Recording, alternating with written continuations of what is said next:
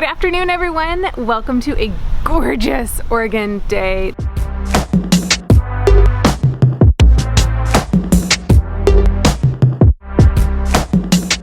These fall days are what I live for. It is beautiful and green with blue skies. Oh, yes. This is what I live for. Originally, I was planning on taking you with me to transplant the Rose of Sharon that I'll be moving later on this year or early next year, but I've decided that I might actually do it closer to when we're working that area. And then it might be less traumatizing because I'll be able to take it out of where it's currently at and transplant it immediately, rather than taking it out, putting it in a pot and overwintering it in the greenhouse and then transplanting it. It might have less transplant shock if I just limit how many times it's getting toted around and being out of the ground. So I'm reconsidering that, but now I'm thinking I'm gonna take you around and show you the garden in the fall. I'll call it the fall garden tour, even though it's more of a fall colors garden tour, but everything is so pretty and it's starting to wane a little bit, so maybe it would have been better if I had done this a week ago, but I think it's still beautiful, so I'm gonna take you along. Our first stop, nestled in these rehabbing and dying arborvitae, is this beautiful, I believe it's Plum Magic Crepe Myrtle, and these are ones that I picked up for 60% off at Home Depot because they were neglected and just brown sticks, but I had seen that it had little buds, so I knew that they were alive, so I offered up taking them off their hands for 60% off, and I got a great deal. And they just, look at this color, look at that, with all these oranges and greens and purples. Yes. Also, brief detour, but the clover is doing pretty darn good for how late I got it in the ground. Look at that, it is doing really well. I unfortunately also have some mystery seeds or weeds. Oh, these aren't mysteries. I know exactly what they are. These are spinach. Gosh, this is so interesting. I forgot I had let my spinach seed out of pure laziness, and that is what this is because it's in the exact same place as spinach. Oh, interesting. So I have spinach and I have lettuce just serendipitously growing for the winter. We'll see what that comes to.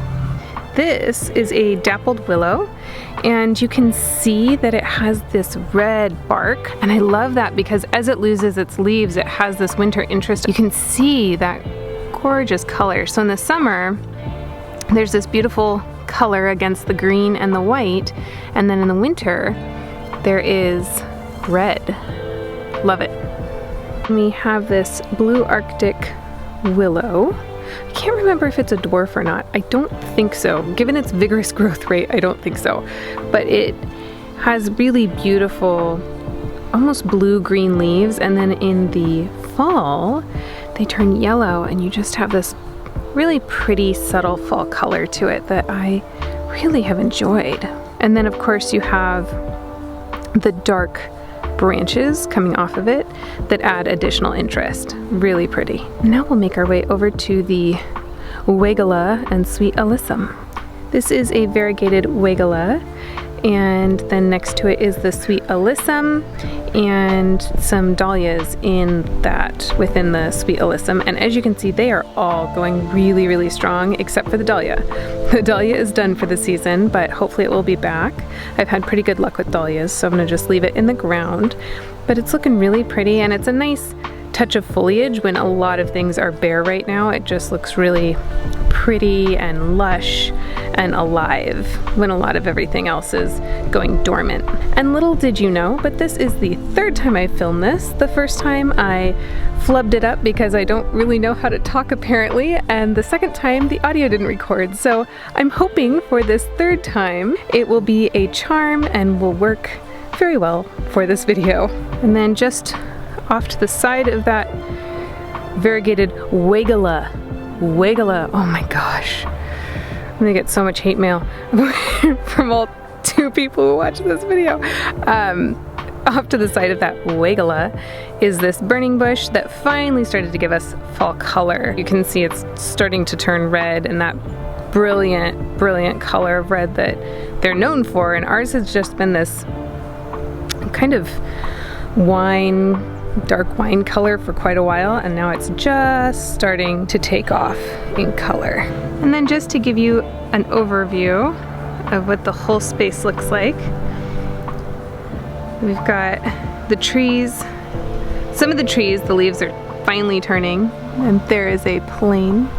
Some of the leaves are finally turning, as with the cherry, and then other leaves, like this cherry right here, it's almost completely done losing its leaves. This weeping cherry has this really pretty orangey glow to it in the afternoon sun, and I love that. And then the river birch lost all its leaves. We had significant winds for us, that we had significant winds last weekend, and it lost all of its leaves at that time, but they were brilliant yellow before that. And then the willow behind it is just going strong. Look at that. It's just not a problem, no issues, going strong. So I don't know when it will lose its leaves, but I'm guessing in the next few weeks. Oh, that one's been broken. It's been really broken. It's dueling balls. Ready? Ready? Who's going for what?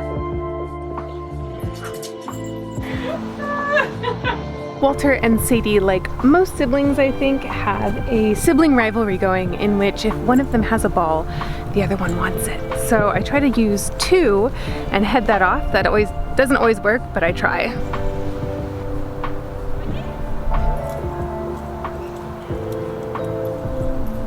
Today would be an ideal day to plant bulbs. Unfortunately, because I'm reworking most of the places that I can plant bulbs, I've actually dug them up and put them elsewhere. So I'm not planting any bulbs this fall, which I will be very sad about because I love seeing them pop up in the spring, but it's worth it in the long run to have a better cohesive plan for the landscape. But I can bring you along and show you this beautiful fall day in Oregon and how we spend it when we don't have a whole lot of chores. I've already put up the plants that I need to in the greenhouse. I created shelves in there, and I was thinking I'd do a video on showing you how I did DIY shelves. Really, I mean, completely free for us because we had the materials and really easy and simple, and it just cleared up a lot of space and gave me more walking room, which was super beneficial. Because as it turns out, I needed a bigger greenhouse than I thought. 10 by 20 isn't big enough for my plant addiction. Check out Walter. Where is he? He's got a little ball. Let's see if we can.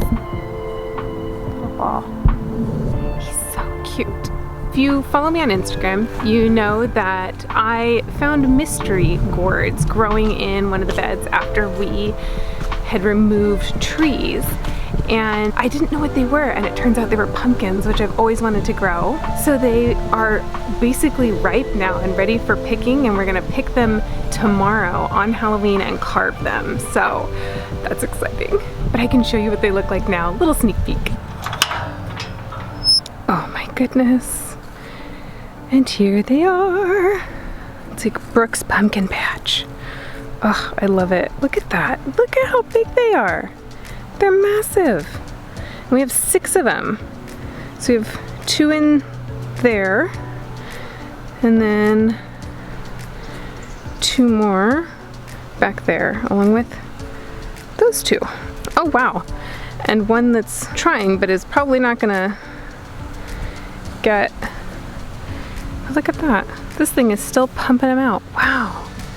And this is all volunteer. The whole thing. The whole thing is volunteer.